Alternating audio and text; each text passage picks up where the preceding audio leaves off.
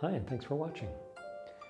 Let's talk about the 5 key concepts for training Chinese styles of martial arts, especially the internal styles. The 5 key concepts, they are intention, participation, memorization, repetition, and integration. With this video, we'll look at the second of these, which is participation. Now, participation, it seems super obvious. You need to do the training.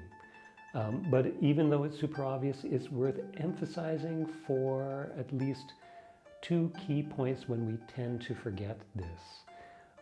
First one is because we have access to lots of books and videos on martial arts and related topics, we tend to spend a lot of time consuming these, watching the videos, reading the books.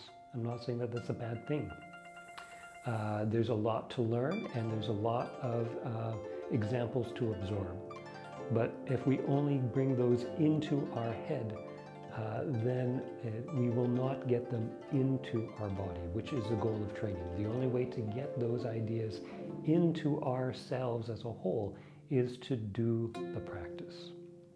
Related to this, though, is when we see things that we want to try and do, sometimes we hold back from doing them, partly because we're afraid that when we first try it, we're going to get it wrong. We're not going to succeed, which is probably the case.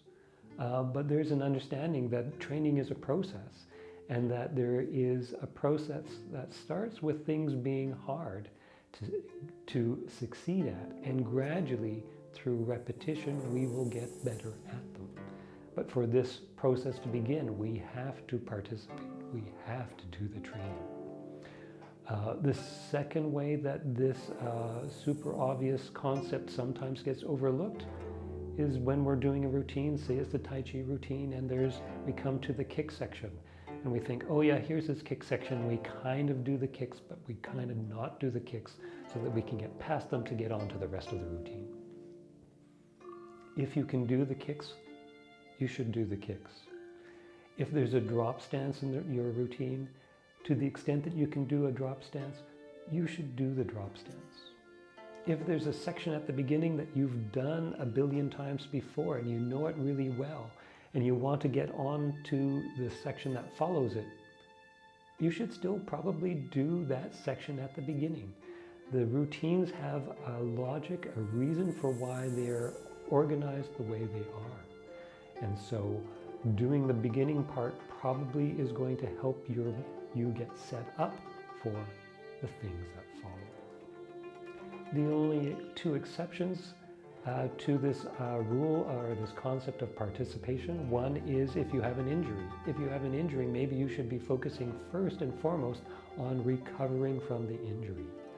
I know lots of people, I've seen people where with an injury they go through the training, and at the same time they wonder both why it takes so long to recover from the injury and why their training isn't progressing. If you are able to recover from the injury and then return to training, I think that is the better approach. The other limitation or exception that can be thought of in terms of participation is if you have a limitation, something that you just can't do and will never be able to do. Say it's a hip replacement or a shoulder that never recovered from some sort of accident. Then it's about modifying your training so that you can participate to the full extent that you're able to, and that you can apply yourself to that training. So I hope this information is helpful for you with these 5 concepts. We did a previous video on intention, which I encourage you to watch. The next video will be on the 3rd concept, which is memorization.